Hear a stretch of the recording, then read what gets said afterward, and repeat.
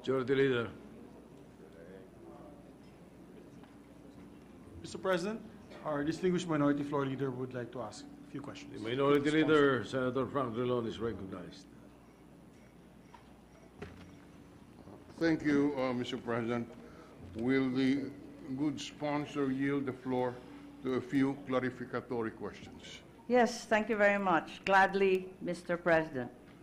Mr. President, I think the common consensus among the members of the chamber is that there should be a postponement of the election, of the barangay election. The only debate is when it should be held. Is that a correct assumption, Madam Sponsor? I think we're in full agreement with the Minority Leader in reading the temper of the chamber. Yes, and the point, I'll take off from the point of Senator Tolentino from where he left. He was raising the issue of the ex-officio members of the different local legislative bodies holding a term longer than that of the regularly elected members. Precisely the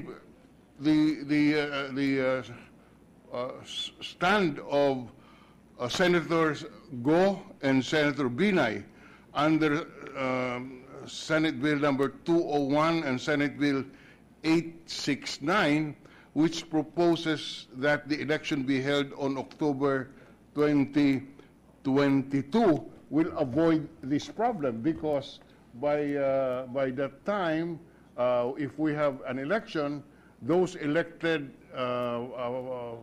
for the Sangguniang Barangay and the SK election, and then the subsequent election in the Federation, will precisely avoid this problem that Senator Tolentino has brought up, and therefore the term of office will limit with 3 years, and subsequent elections will be already more or less synchronized. Would you agree with that? Mr. President and our good Minority Leader, I'm afraid that if we tally the term of office from 2018, which is when they were elected, and we extend it to 2022, they will still be in excess by 1 year of the stipulated 3 years for other local candidates. So making it earlier in 2022, we still do not avoid the issue of an extension of term. Magiging 4 years po sila, lampas pa rin ng 3 taon na itinakda ng batas. Lalo na po kung in-extend mo pa beyond October 2022, lalo pong lalagpas dun sa 3 taon. It becomes worse.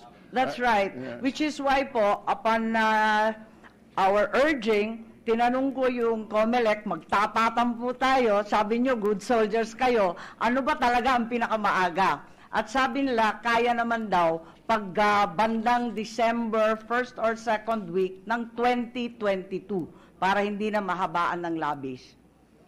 Well, Mr. President, now that we are on that issue, let me refer the good sponsor to the hearings conducted by the Committee on Electoral Reforms and, I'm sorry, the Committee on Finance on September 16, 2019. Oh, I'm sorry. And then, huh? Yeah. 2000. September 16 po, 2019. 20, although I wasn't able to attend po. Yes. Where you said they can do it. Okay.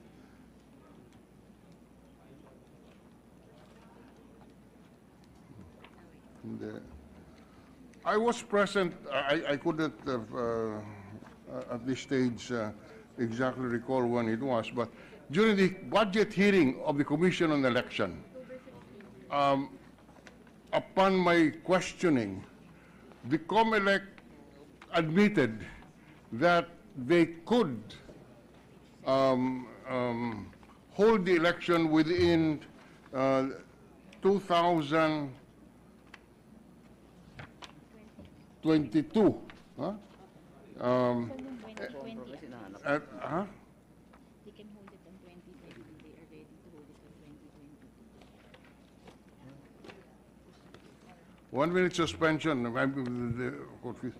Session suspended. Ito po, ang sinabi nila dito eh. Saan ba yung transcript na mako-compromise?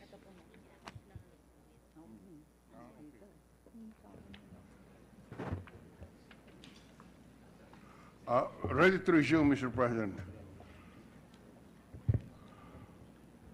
Session resumed. The principal reason, Mr. President, why the Good Committee of Senator Marcos has proposed May of 2023 is because of the opinion of the COMELEC that they would prefer having a 1-year gap between the two elections. Is that correct? That's correct. Thank you. Now, however, on September 16, 2019, the opinion of the Executive Director of COMELEC, Mr. Tolentino, is that, to use his words, regarding the holding of the election earlier than May of 2023, is that the gap is too short. But they said, as quoted also by the good sponsor, the COMELEC said, mahihirapan kami, but it doesn't mean that we cannot do it. So they can do it, having the election with less than 1 year of a gap. Kung magagawa raw po kasi good soldiers sila. Pero makikita po natin na medyo mahirap dahil takot sila maulit yung nangyari sa 2010 na napakaraming failure of election, umabot sa halos 2 milyon ang hindi nakaboto. All right, so from the earlier answers of the good sponsor, she is amenable to an amendment which will hold the election in December of 2022. Is that a correct understanding, Mr. President? Yes, that is correct, Minority Leader and Mr. President, because I too am not very keen to keep extending these terms forever. So, at the appropriate time, the committee will propose as a committee amendment that the elections will be held on December 2022. Thank you very much, Minority Leader. All right. Now, let's go to the budget aspect of this. In the present National Expenditure Program, there is an item in the COMELEC budget for Sangguniang Kabataan and Barangay election. And in the National Expenditure Program, the COMELEC has a budget of 5,774,958,000 pesos. If we move the election to December of 2022, it means that we can reduce the budget of the COMELEC by this much. Certainly, Mr. President and Minority Leader, I think there would be no reason for the 5.8 billion election budget for barangays and SKs if we postpone them to the following year. All right, so at least that's on record. We can reduce the budget of COMELEC by 5.774. And if I may recommend, yes, Mr. President yes, and Senator Drilon, there are so many budgets that we are hearing that have been cut. And among them are very important programs such as the salary standardization, number 5 for government employees, including the teachers, the agrarian reform program, whose distribution should end by 2022. Yeah. Thank you, Madam Senator. Now, likewise, considering that the present law would call for an election next year, would the present General Appropriations Act, to the knowledge of the good sponsor, carry items as a preparation for the next year barangay election? As far as I understand, there are no items as yet. No, there are no items. Are there actual appropriations in the present 2019 General Appropriations Act? In the 2019 General Appropriations Act, there are none. All right, that's our common belief. Let me, however, quote to you the September 16, 2019 Committee on Finance hearing of the Comelec budget. Sinasabi silang 1 billion. And according to Ms. Alarcon, So what happens now? let me quote it verbatim. Who is Miss Alarcon? Director Alarcon of the Comelec. I think she's with the finance section of the Comelec, but All right. she's a Comelec resource person. All right. All right.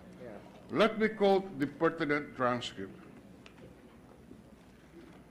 Your Honor, Ms. Alarcon, Your Honor, the SKBE, or the Sagutan Kabataan and Barangay election, has a budget of 5,744,940,000. This provides for all necessary expenses for the 63 million registered voters. It has 177,000 cluster precincts out of the 389,000 established precincts. Now, Your Honor, please, based on the current statement of allotment, obligations, and balances of the Comelec, it still has a balance of 3.7 billion in its current budget, but these are already earmarked as follows: 1 billion pesos for the preparatory activities of the SK and Barangay election.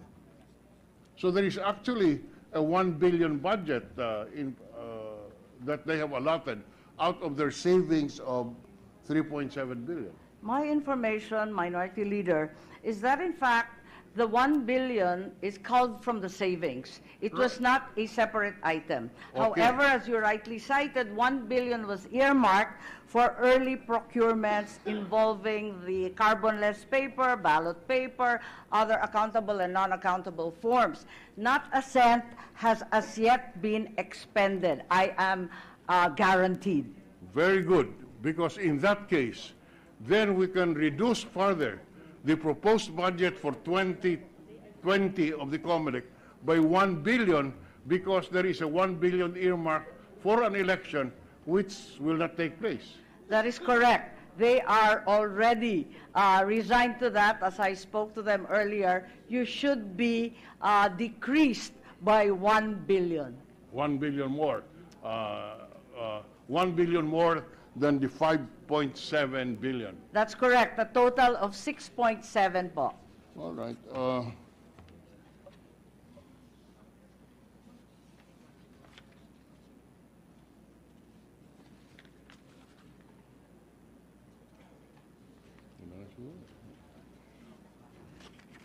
Yes. With that understanding,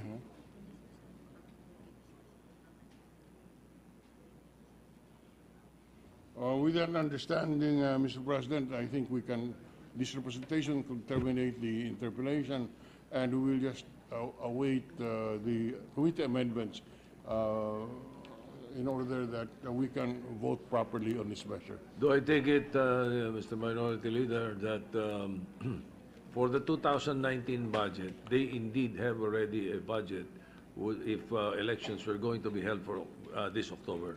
From the way we understand it, the Comelec, sir, has a savings of 3 billion pesos, more or less.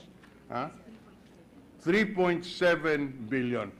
Yes. Out of the 3.7 billion in the current appropriations budget, they have earmarked 1 billion For the barangay election. for the barangay election. This October? No, for 2020, sir, for Yes, next year.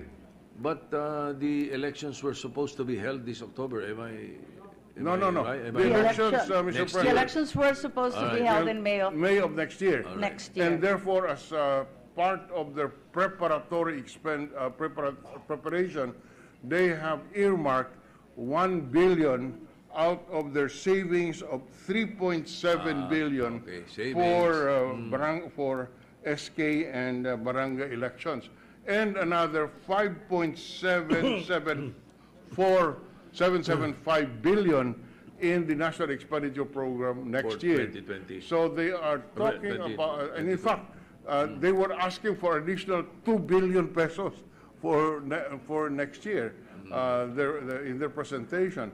So they were looking at a possible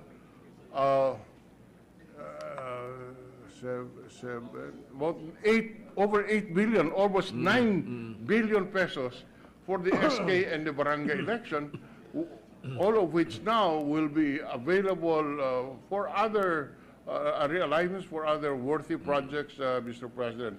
And that is why it is very important that as early as we can, we pass this measure so that there is no reason anymore for the COMELEC to continue with the preparatory activities geared towards the holding of the election next year, Right. because these preparatory activities will involve spending of public funds, which will be useless.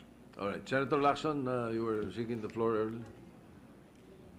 Thank you very much for the urgency and fulsome support from the minority.